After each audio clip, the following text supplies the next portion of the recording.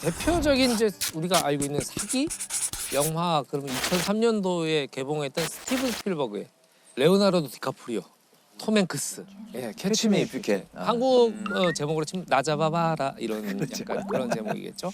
프랭크 에버그네일 주니어라는 사람의 실제 얘기를 영화로 한 건데 프랭크가 이제 항공사 조종사로 행세를 하면서 네. 각종 사기를 치고 다니고 결국에는 항공사 위조 수표로 140만 불을 은행에서 인출까지 하는 그런 범죄인데 사실 한국에도 이 한국판 캐치미 이프 유캔이라는 사건이 있었거든요. 우리나라에도요? 우리나라에도요. 예, 우리 2018년 여름이에요.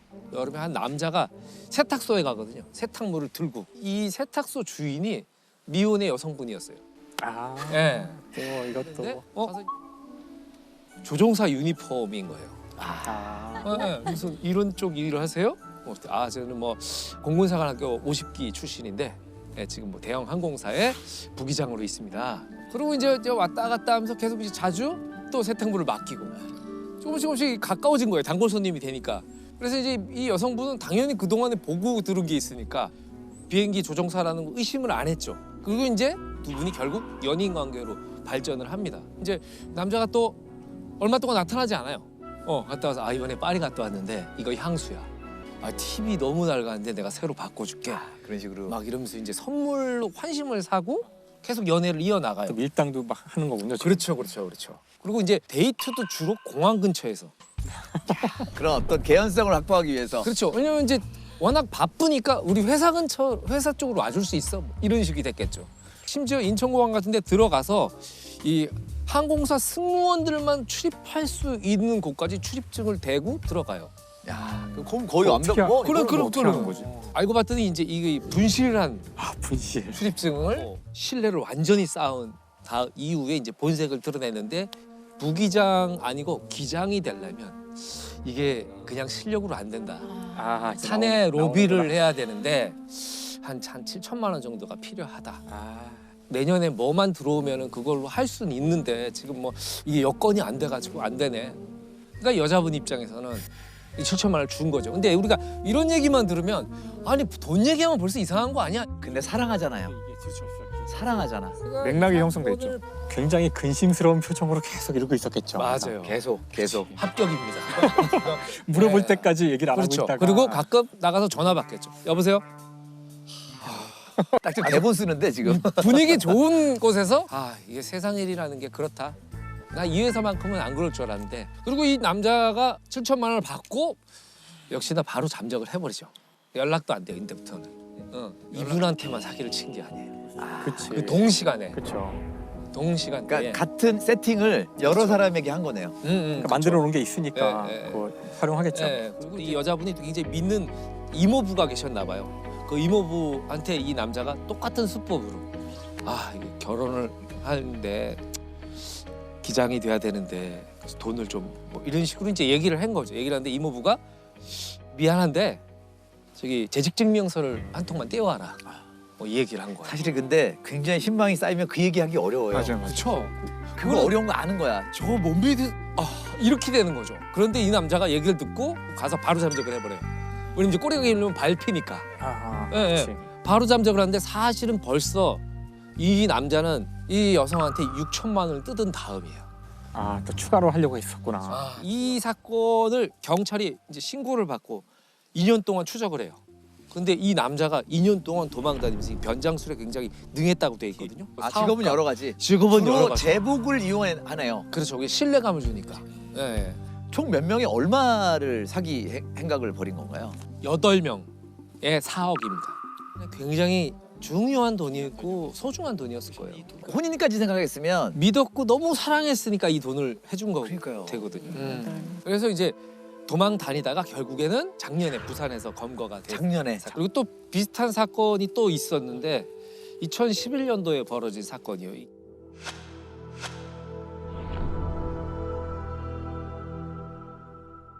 김씨 부부라는 분이 있는데 남편은 고위 경찰 간부, 그 아내는 이제 부동산 사업가, 학원 강사로 일하던 A 씨라는 분을 만나요.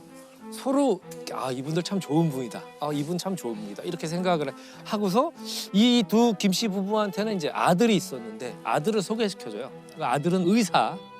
그래서 소개를 시켜줘서 이제 또 교제를 시작하죠. 나중에 이제 결혼까지 이제 약속하는 단계가 와요. 결혼을 약속하게 되니까 이제 양가 부모가 만나잖아요. 부모가 만나는데 이때부터 김 씨 부모가 줄기차게 거액의 혼수를 요구하기 시작을 해요. 그래서 그 결혼이 거의 깨질 때까지 가버려요. 그런데 이제 여자분이 집을 나온 거죠. 결혼식을 올립니다. 이 집에 들어가서 살아요. 무려 7년 동안. 7년? 예. 7년 동안 이 김 씨 일가족한테 뜯긴 돈이 13억. 알고 봤더니 이 시아버지 경찰 고위 간부가 아니고 아니야. 전직 경찰이긴 했는데 그리고 이 시어머니는 그냥 무직이었고 그리고 이 아들은 의사가 아니고 조직폭력배 단원이었대요. 그러니까 셋이 완전히 속인 거죠. 부자 관계, 부녀자 관계는 맞아요. 맞아요. 그건 맞는데. 그러니까 애초에 타겟으로 설정을 한 거죠. 가족 사기단이네요. 예, 그렇죠. 학대가 엄청나게 심했나 봐요. 학대와 갈취가. 이 여자분이 너무 힘들어가지고 탈출을 한 거예요. 이제 친정집에 이제 갔죠. 그런데 이 친정 식구들이 너 그 사기꾼 만나가지고 얼마나 고생했니? 사기꾼 아니라고 그 사람들. 어떻게 속을 수 있었을까요, 김 씨가는? 시어머니는 항상 이제 시댁에 순종해야 된다. 이렇게 이제 계속 세뇌를 시킨 거죠. 세뇌를 시키고 그리고 아들은 내가 사실은 원래 고아였는데 양부모님 밑에서 양부모님이다. 만나서 해서 외로웠는데 너 만나서 너무 다행이다. 내 인생 구원받은 것 같다. 너무 사랑한다. 그러니까 감화시켰구나. 그렇죠. 어떤 약간의 그 스톡홀름 신드롬에 같은. 빠진 게 아니었을까. 이 여성분이 그런 얘기도 있더라고요. 이 일가족한테 피해를 당한 피해자가 5명이었대요. 아 또? 네, 5명. 총 5명. 이 2017년 7월까지 총 19억 9,700만 원을 이런 식으로. 사기를 쳐요. 결국에는 이 어머니 김 씨는 징역 14년. 네, 그리고 아들하고 이 아버지는 징역 10년을 선고받았는데 사실은 제가 이걸 보면서 생각을 했어요. 뭐 2년, 3년 뭐 이렇게 받을 거라고 했는데 중형이 난 거잖아요. 그러니까 중형이 난 네. 거죠. 그러니까 이게 그 맥락을 이제 만드는 거잖아요. 맥락을 함정으로 만드는데 그 맥락이라는 게 가장 긴밀하고 깊숙한 인간관계인 그 가족 관계라는 걸 그 엄청 그만큼 깊겠죠. 죄질이 너무 기간이 나쁘고. 또 7년인데다가 조직적이고. 이게 사실 혼인빈자 사기라는 죄는 없다 그러더라고요. 네, 혼인민자 간음이 있었죠. 2009년까지 네. 있었습니다. 이거는 일반 사기죄로 일반 사기야. 분류가 된다 그러니까 그래요. 혼인민자 간음은 재물이나 재산상 이익을 취득한 건 아닌 거죠. 가해자가. 근데 사기죄는 재물이나 재산상 이익을 취득해야 사기죄가 됩니다.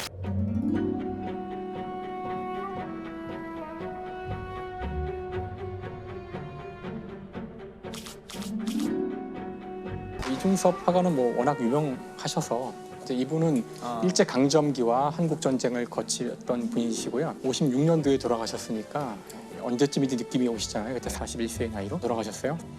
당시로서는 흔치 않았을 수도 있는데 이제 일본 분과 결혼을 했으니까 이제 흔치 않은. 다음에 더군다나 고향이 북한이어서 6.25 때 뭐 남쪽으로 이제 피난 오게 되고 부산에 있다가도 살기 힘들어서 제주도에 이제 오시게 된 거예요. 그래서 사실 제주도는 한 1년 반 정도 계셨어요. 오래 머문 곳은 아니긴 해요. 근데 여기 있을 때 먹을 것도 없고 힘든 시기였지만 그래도 가족과 함께 살았던 행복한 시기라고 볼 수 있고요. 그 이후 그 아내는 아이들과 함께 일본으로 갔고요. 너무나 살기 힘들어서 그나마 일본에 가면 그나마 먹을 게 있으니까 그 뒤에는 이렇게 가족을 그리워하다가 물론 잠깐 만나고 오는데 가족을 한 일주일 정도 가족을 보지 못하고 이제 세상을 떠나시게 돼요. 굉장히 그게 순탄치 않았을 걸 상상하실 수 있어요. 위장 문제가 나온 거는 사실 이분이 남긴 그림이 작은 엽서만한 그림들이 많아요.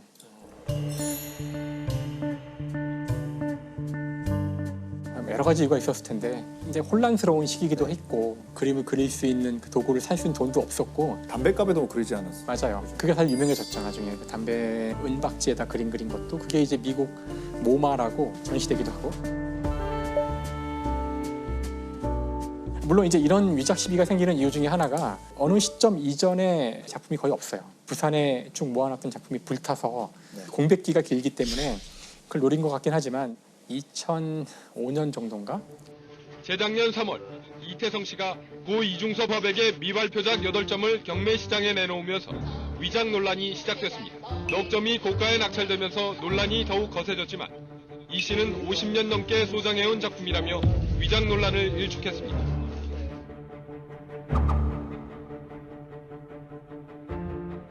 그때 팔린 작품들이 문제가 돼요. 이거 위작인 것 같다.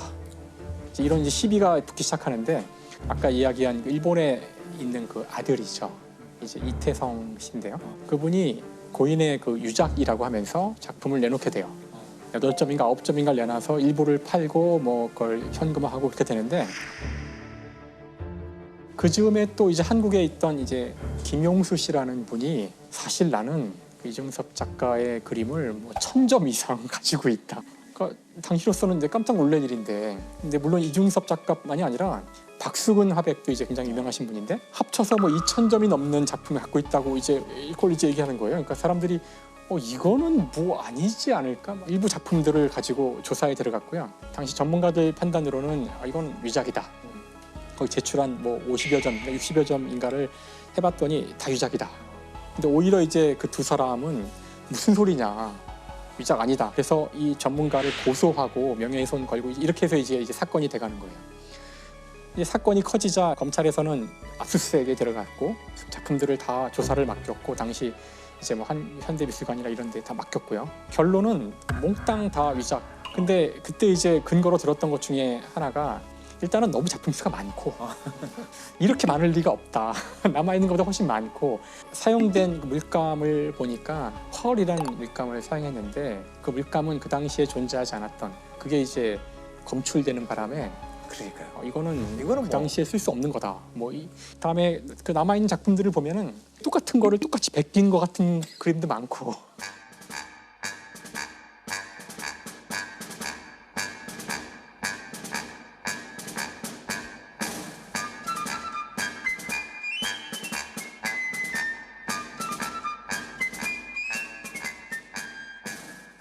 그러니까 증거가 되게 많았기 때문에 재판부에서는 2년형을 받았는데 3년 집행유예인가 뭐 이런 식으로 나왔어요. 물론 이제 본인이 만든 건 아니기 때문에 재판부 입장에서도 이제 이런 종류의 판결이 처음일 테니까 그 이중섭 그 작가의 가장 그 중요한 모티브 중에 하나였을까? 중요한 주제 가운데 하나가 가족이에요, 가족. 그래서 그 그림에는 그 두 아들과 그 아내에 대한 사랑이 넘치는 이제 그림. 그 사람들은 자기들은 위작 아니라고 주장을 어려운 집이 그렇죠. 네. 그 시절이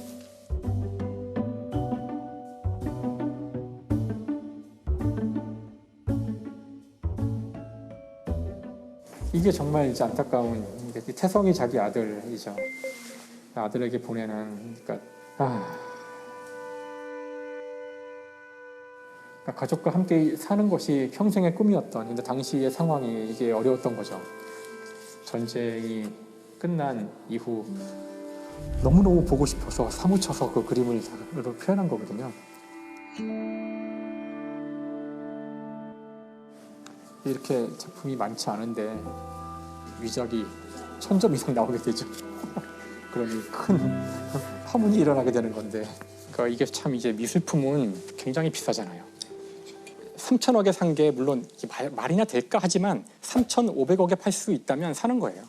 이거 베낄 수만 있다면 큰 돈을 벌 수 있고 그렇죠. 그래서 사실 그 위작이라는 범죄는 이제 역사 속에서 사실 굉장히 자주 있었거든요. 판정할 수 있는 사람도 많지도 않고 실제로 이 위작 때문에 재판이 되었던 남아있는 가장 오래된 기록 1506년까지로 가더라고요. 16세기. 그러니까 그전에도 많이 있었겠지만 재판까지 간 건 아니고 느낌이 그때 무슨 그림 누구 그림일까요? 알프레드 뒤러라는 화가가 있어요. 뒤러.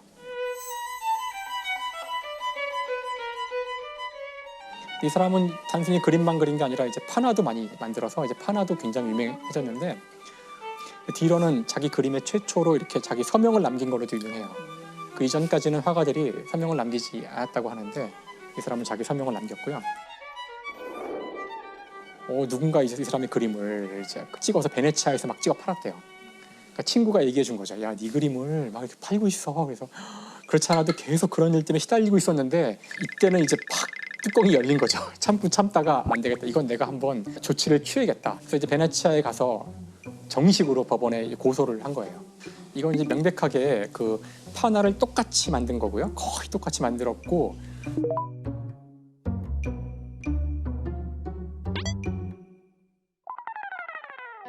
그 재판부의 판단은 그 디러 씨 당신의 그림이 너무 뛰어나기 때문에 그런 마음이 생길 만큼 멋진 그림을 그린 거 아니냐.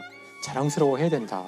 더군다나 이건 똑같은 그림도 아닌 것이 자세히 보면 여기 서명도 다르고 조금씩 다른 부분이 실제로 있기 때문에 면밀히 보면 똑같다고 하기도 힘들지 않느냐. 이거는 범죄라고 보기 힘들다. 위로했네 위로 아, 근데 그냥. 재판관이 할 말은 좀 아닌 것 같은데. 아, 그런 식으로 하면 저는 재판 진짜 쉽게 할 것 같아요. 그러니까 지적 재산권에 대한 개념이 있었냐는 건데 그 뒤로는 이것 때문에 너무너무나 화가 나고 왜냐하면 자기의 노력을 남들이 강탈했다고 생각을 한 거예요. 그래서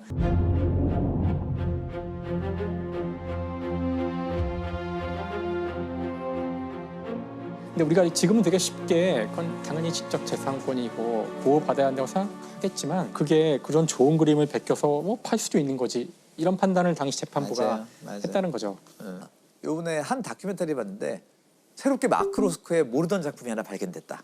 라고 해서 어떤 사람이 갖고 온 거예요. 근데 대가의 모르던 작품이 뚝 나온 거잖아요. 지금은 사망한. 이 사람들이 보니까 그림을 가지고 온 사람의 클라이언트 히스토리를 보더군요.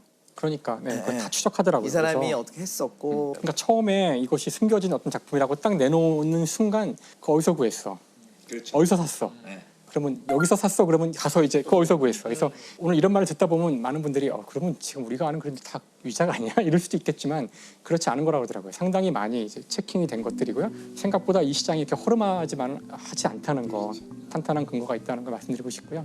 끝으로는 뭐 전체는 부분의 합이 아니다 이런 말이 있잖아요. 지금 미술품이 물감과 캔버스의 합이 아니잖아요. 어떤 작가의 어떤 노력과 글이 만들어진 시점부터 지금까지의 이 시간 역사가 다 들어있는 것이기 때문에 겉으로 보기엔 비슷해 보일지라도 실제 작가가 실제 노력으로 만들어진 것에 많은 의미를 두는 것이 의미가 있고 그것과 유작을 가리는 것도 중요한 의미가 있지 않나 이런 생각을